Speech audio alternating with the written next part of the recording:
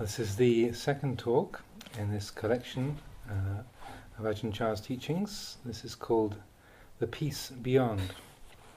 And this is a condensed version of a talk that was given by Ajahn Chah to the Chief Privy Councillor of Thailand, Mr.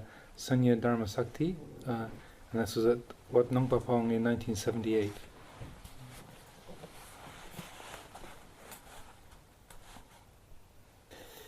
It's of great importance that we practice the Dhamma. If we don't practice, then all our knowledge is only superficial knowledge, just the outer shell of it. It's as if we have some sort of fruit, but we haven't eaten it yet. Even though we have that fruit in our hand, we get no benefit from it. Only through the actual eating of the fruit will we really know its taste. The Buddha didn't praise those who merely believe others. He praised the person who knows within himself. Just as with that fruit, if we have tasted it already, we don't have to ask anyone else if it's sweet or sour. Our problems are over. Why are they over? Because we see according to the truth. One who has realized the Dhamma is like one who has realized the sweetness or the sourness of the fruit. All doubts are ended right here. When we talk about Dhamma, although we may say a lot, it can usually be brought down to four things. They are simply to know suffering, to know the cause of suffering, to know the end of suffering, and to know the path of practice leading to the end of suffering. This is all there is. All that we have experienced on the path of practice so far comes down to these four things. When we know these things, our problems are over. Well, where are these four things born? They are born just within the body and the mind, nowhere else. So why is the teaching of the Buddha so detailed and extensive? This is in order to explain these things in a more refined way, to help us to see them. When Siddhartha Gautama was born into the world, before he saw the Dhamma, he was an ordinary person, just like us. When he knew what he had to know, that is, the truth of suffering, the cause, the end, and the way leading to the end of suffering, he realized the Dhamma and became a perfectly enlightened Buddha. When we realize the Dhamma, wherever we sit, we know Dhamma.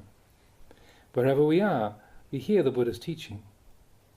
When we understand Dhamma, the Buddha is within our mind, the Dhamma is within our mind, and the practice leading to wisdom is within our own mind. Having the Buddha, the Dhamma and the Sangha within our mind means that whether our actions are good or bad, we know clearly for ourselves their true nature. That is how the Buddha discarded worldly opinions, praise and criticism. When people praised or criticized him, he just accepted it for what it was. These two things are simply worldly conditions, so he wasn't shaken by them. Why not? Because he knew suffering. He knew that if he believed in that praise or criticism, they would cause him to suffer. When suffering arises, it agitates us. We feel ill at ease. What's the cause of that suffering? It's because we don't know the truth. This is the cause. When the cause is present, then suffering arises. Once arisen, we don't know how to stop it. The more we try to stop it, the more it comes on. We say, "Don't criticize me," or "Don't blame me." Trying to stop it like this, suffering really comes on. It won't stop. So the Buddha taught that the way leading to the end of suffering is to make the Dhamma arise as a reality within our own minds. We become those who witness the Dhamma for themselves. If someone says we're good, we don't get lost in it. If they say that we're no good, we don't forget ourselves. This way we can be free. Good and evil are just worldly Dhammas. They're just states of mind. If we follow them, our mind becomes the world. We just grope in the darkness and don't know the way out. If it's like this, then we've not yet mastered ourselves. We try to defeat others, but in doing so, we defeat only ourselves. But if we have mastery over ourselves, then we have mastery over all mental formations, sights, sounds, smells, tastes, and bodily feelings. Now I'm talking about externals. They're like that. But the outside is reflected inside also. Some people only know the outside. They don't know the inside. Like when we say to see the body in the body, quote unquote. Having seen the outer body is not enough. We must know the body within the body. Then, having investigated the mind, we should know the mind within the mind. Why should we investigate the body? What is this body in the body? When we say to know the mind, what is this mind? If we don't know the mind, then we don't know the things within the mind. This is to be someone who doesn't know suffering, doesn't know the cause, doesn't know the end, and doesn't know the way leading to the end of suffering. The things which should help to extinguish suffering don't help because we get distracted by the things which aggravate it. It's just as if we have an itch on our head and we scratch our leg. If it's our head that's itchy, then we're obviously not going to get much relief. In the same way, when suffering arises, we don't know how to handle it. We don't know the practice leading to the end of suffering. For instance, take this body that each of us has brought along to this meeting. If we just see the form of the body, there's no way we can escape suffering. Why not? Because we still don't see the inside of the body, we only see the outside. We only see it as something beautiful, something substantial. The Buddha said that seeing only this is not enough. We see the outside with our eyes. A child can see it, animals can see it. It's not difficult. The outside of the body is easily seen, but having seen it, we stick to it. We don't know the truth of it. Having seen it, we grab onto it, and it bites us. So we should investigate the body within the body. Whatever is in the body, go ahead and look at it. If we just see the outside, it's not clear. We see hair, nails and so on, and they're just pretty things which entice us. So the Buddha taught to see the inside of the body, to see the body within the body. What is in the body? Look closely. We'll find many surprises inside, because even though they are within us, we've never seen them. Wherever we walk, we carry them with us. Sitting in a car, we carry them with us, but we still don't know them at all. We take it and put it in our bag, then leave without opening it to see what's inside.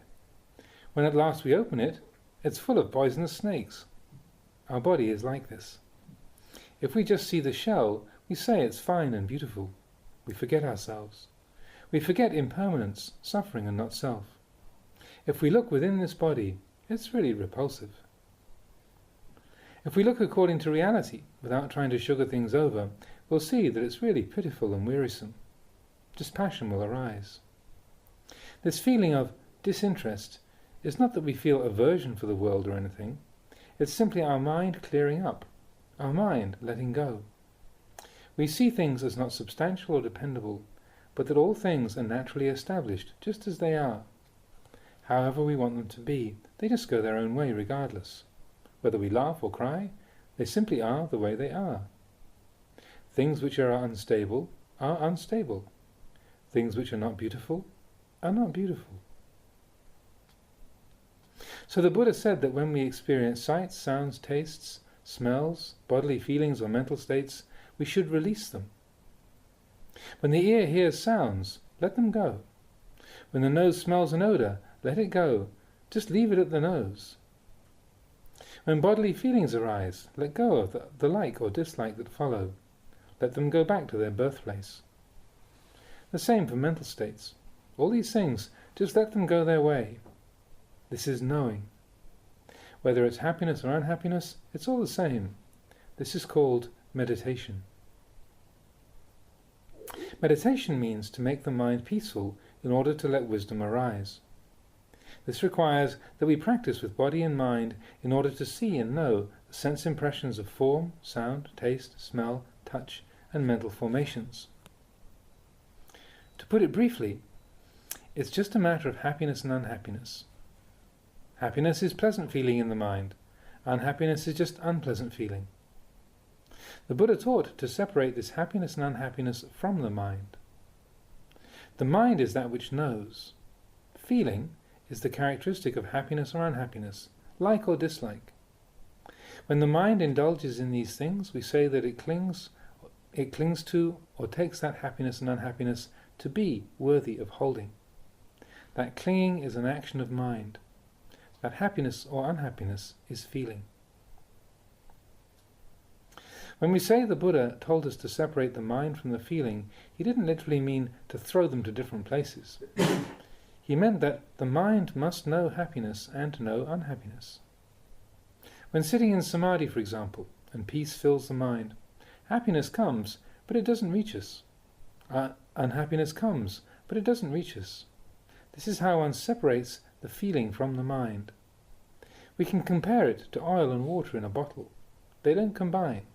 Even if you try to mix them, the oil remains oil and the water remains water, because they are of different density. The natural state of the mind is neither happiness nor unhappiness. When feeling enters the mind, then happiness or unhappiness is born. If we have mindfulness, then we know the pleasant feeling is pleasant feeling. The mind which knows will not pick it up. Happiness is there, but it's outside the mind, not buried within the mind. The mind simply knows it clearly. If we separate unhappiness from the mind, does that mean that there's no suffering? That we don't experience it? Yes, we experience it, but we know mind as mind, feeling as feeling. We don't cling to that feeling or carry it around. The Buddha separated these things through knowledge. Did he have suffering? He knew the state of suffering, but he didn't cling to it, so that we say that he cut suffering off.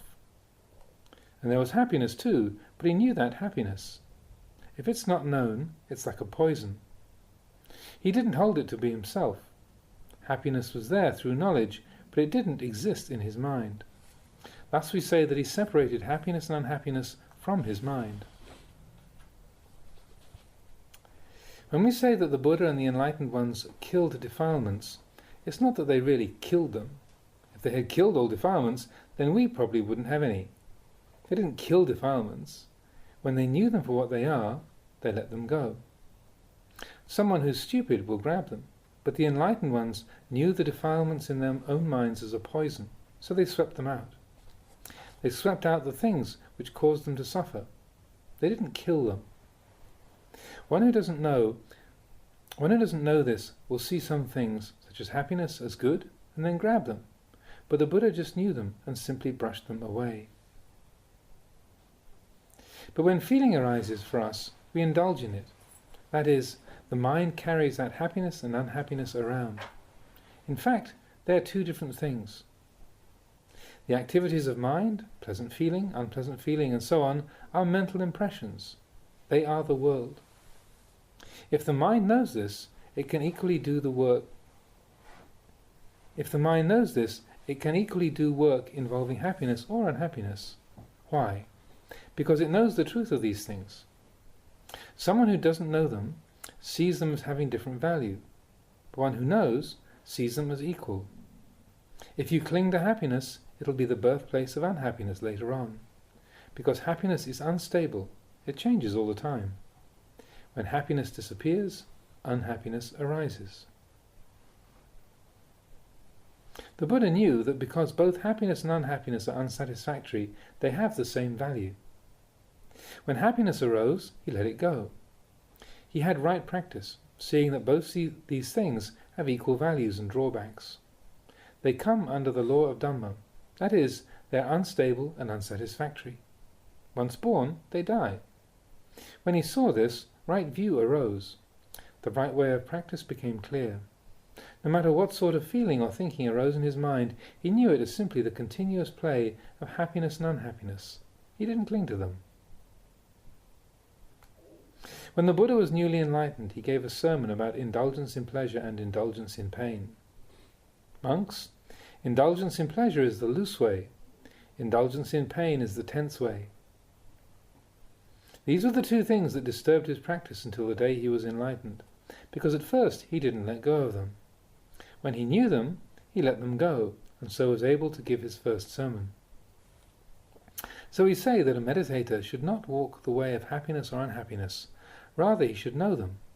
Knowing the truth of suffering, he will know the cause of suffering, know the end of suffering, and the way leading to the end of suffering. And the way out of suffering is meditation itself. To put it simply, we must be mindful. Mindfulness is knowing, or presence of mind. Right now, what are we thinking? What are we doing? What do we have with us right now? We observe like this. We're aware of how we're living. Practicing like this, wisdom can arise. We consider it and investigate at all times, in all postures. When a mental impression arises that we like, we know it as such. We don't hold it to be anything substantial. It's just happiness. When unhappiness arises, we know that it's indulgence in pain. It's not the path of a meditator. This is what we call separating the mind from the feeling. If we are clever, we don't attach. We leave things be. We become the one who knows, quote unquote. The mind and feeling are just like oil and water. They're in the same bottle, but they don't mix. Even if we're sick or in pain, we still know the feeling as feeling, the mind as mind. We know the painful or comfortable states, but we don't identify with them. We stay only with peace, the peace beyond both comfort and pain. You should understand it like this, because if there is no permanent self, then there is no refuge. You must live like this, that is, without happiness and without unhappiness. You stay only with the knowing. You don't carry things around. As long as we're still unenlightened, all this may sound strange, but it doesn't matter. We just set our goal in this direction. The mind is the mind. It meets happiness and unhappiness, and we see them as merely that. There's nothing more to it. They are divided, not mixed. If they're all mixed up, then we don't know them. It's like living in a house. The house and its occupant are related, but separate. If there is danger in our house, we're distressed because we must protect it. But if the house catches fire, we get out of it.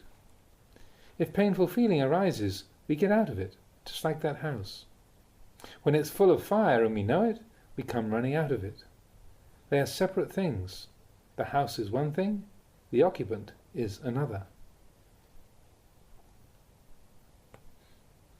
We say that we separate mind and feeling in this way, but in fact they are, by nature, already separate.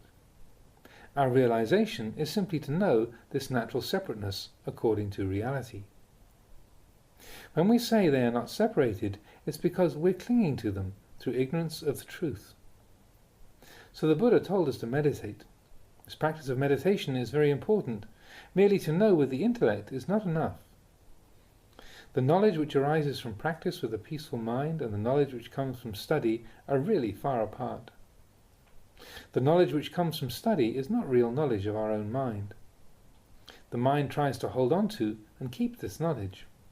Why do we try to keep it? Just to lose it. And then, when it's lost, we cry. If we really know, then there's letting go, leaving things be. We know how things are and don't forget ourselves. If it happens that we're sick, we don't get lost in that. Some people think, this year I was sick the whole time. I couldn't meditate at all. These are the words of a really foolish person. Someone who's sick or dying should be really diligent in his practice. One may say he doesn't have the time to meditate. He's sick, he's suffering, he doesn't trust his body, and so he feels that he can't meditate. If we think like this, then things are difficult. The Buddha didn't teach like that. He said that right here is the place to meditate. When we're sick or almost dying, that's when we can really know and see reality. Other people say they don't have the chance to meditate because they're too busy. Sometimes school teachers come to see me. They say they have so many responsibilities, so there's no time to meditate. I ask them, when you're teaching, do you have time to breathe?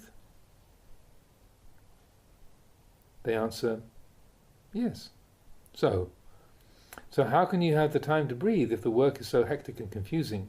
Here, you're far from the Dhamma. Actually, this practice is just about the mind and its feelings. It's not something that you have to run after or struggle for.